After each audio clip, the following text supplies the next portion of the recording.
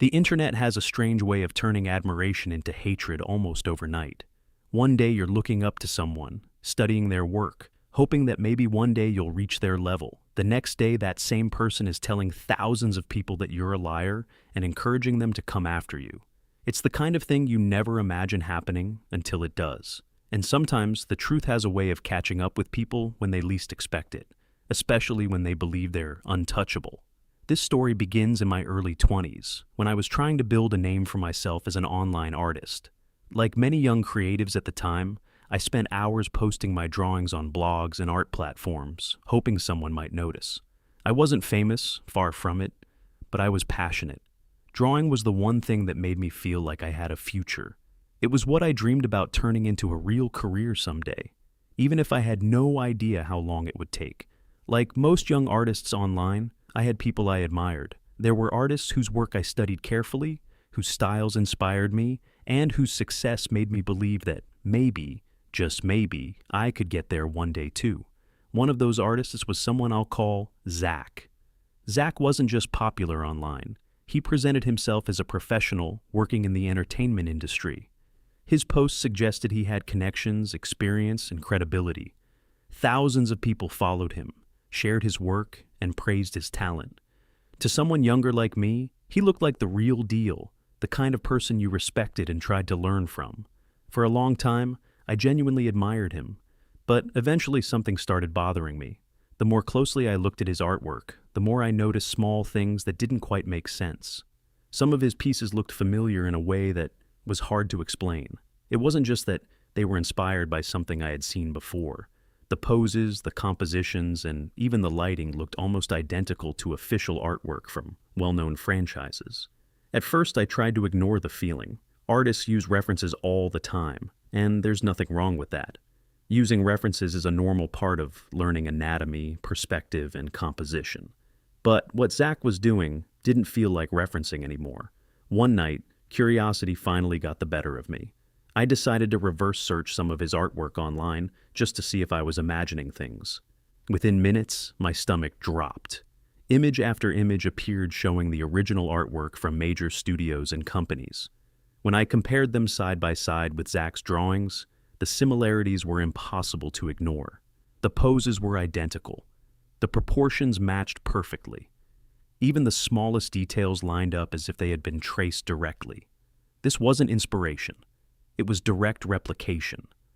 What made it worse was that Zach wasn't just posting these pieces online for fun. He was selling them. Prints, merchandise, online shop listings. He was making money from artwork that clearly came from copyrighted material owned by major companies. Anyone who understands copyright law knows how dangerous that can be. Artists have been sued for enormous amounts of money for doing exactly that. And sometimes the consequences are even worse than people expect. At first, I didn't want to cause trouble.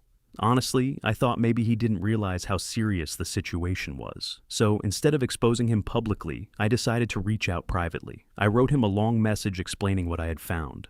I included comparisons between his art and the original images and explained the legal risks, especially how aggressively large companies protect their intellectual property.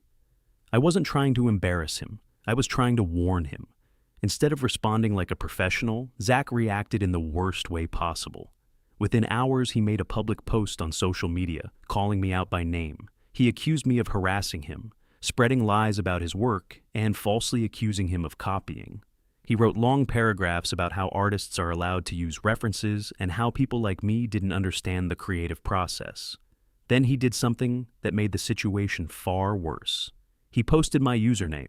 My blog had links to everything: my email, my social media accounts, my art pages, and my contact information.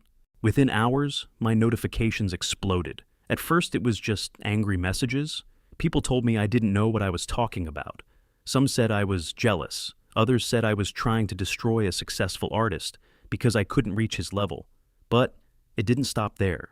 Zach had a massive fan base, and they immediately took his side.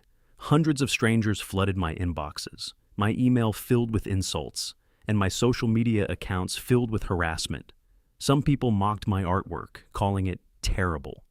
Others said I was pathetic for attacking a professional artist. Then the threats started, real threats. People telling me to kill myself, telling me they hoped something horrible would happen to me, even claiming they knew where I lived. The harassment lasted for almost an entire month. Every time I opened my computer, I felt sick. My heart would start racing the moment I saw new notifications. Eventually, the stress became overwhelming, and I started having panic attacks. I would sit there shaking, wondering how something that began as a private warning had turned into a full-scale online mob. The worst part was that Zach kept encouraging it. He continued commenting on posts, mocking me, and reinforcing the idea that I was lying about him. Then something happened that pushed me past my breaking point. One day, I saw a new piece of art posted on his page. The moment I looked at it, I felt a chill run through me. This time the artwork didn't just look familiar because it resembled something from a major company. It looked familiar because it looked like mine.